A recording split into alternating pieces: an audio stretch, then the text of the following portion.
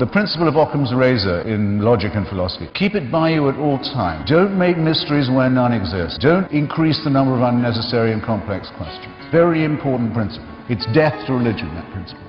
Can we pretend that airplanes in the night sky are like shooting stars? I could really use a wish right now, wish right now, wish right now.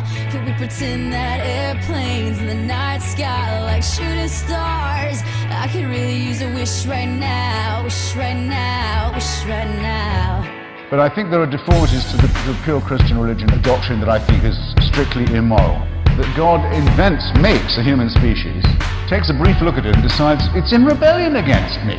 It doesn't know how it's done this, but that's his verdict. You're in rebellion against me. For one thing, you've broken the rule I gave you, don't think for yourselves. You deliberately went and looked for knowledge. Now you're in rebellion. Now you're going to suffer. Now there's nothing that won't happen. I made you and I can break you. And I will. I'll flood you, I'll plague you.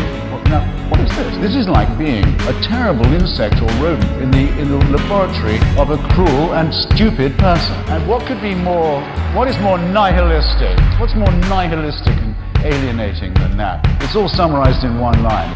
To believe you have to consider yourself created incurably sick and then ordered on pain of death and eternal torture to be well. This is not morality. Can we pretend that airplanes in the night sky are like shooting stars? I could really use a wish right now, wish right now, wish right now. Can we pretend that airplanes in the night sky are like shooting stars? I could really use a wish right now, wish right now, wish right now.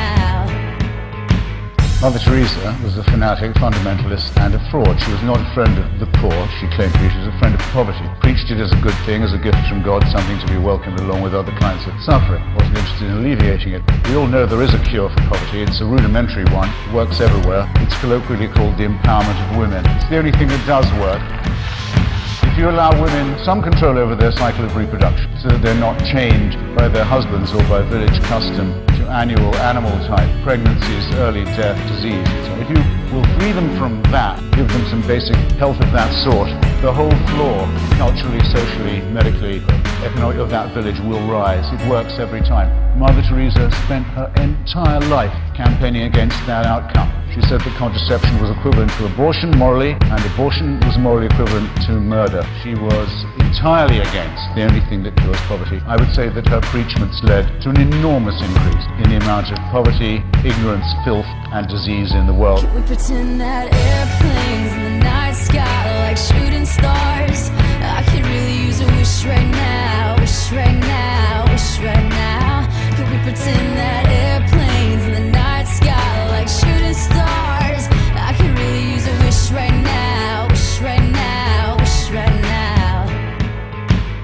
In other words, the discussion about what is good, what is beautiful, what is noble, what is pure, and what is true could always go on. Why is that important? Because that's the only conversation worth having. And whether it goes on or not after I die, I don't know. But I do know that it's the conversation I want to have while I'm still alive. Which means that to me, the offer of certainty, the offer of complete security, the offer of an impermeable faith that can't give way, is an offer of something not worth having. I want to live my life taking the risk all the time that I don't know anything like enough yet, that I haven't understood enough, that I can't know enough, that I'm always hungrily operating on the margins of potentially great harvests of future knowledge and wisdom. I wouldn't have it any other way. And I'd urge you to look at those people who tell you at your age that you're dead till you believe as they do. What a terrible thing to be telling to children. And that you can only live by accepting an absolute authority. Don't think of that as a gift. Think of it as a poisoned chalice. Take the risk of thinking for yourself. Much more happiness, truth, beauty, and wisdom will come to you that way. Can we pretend that airplanes in the night sky are like shooting stars? I could really use a wish right now.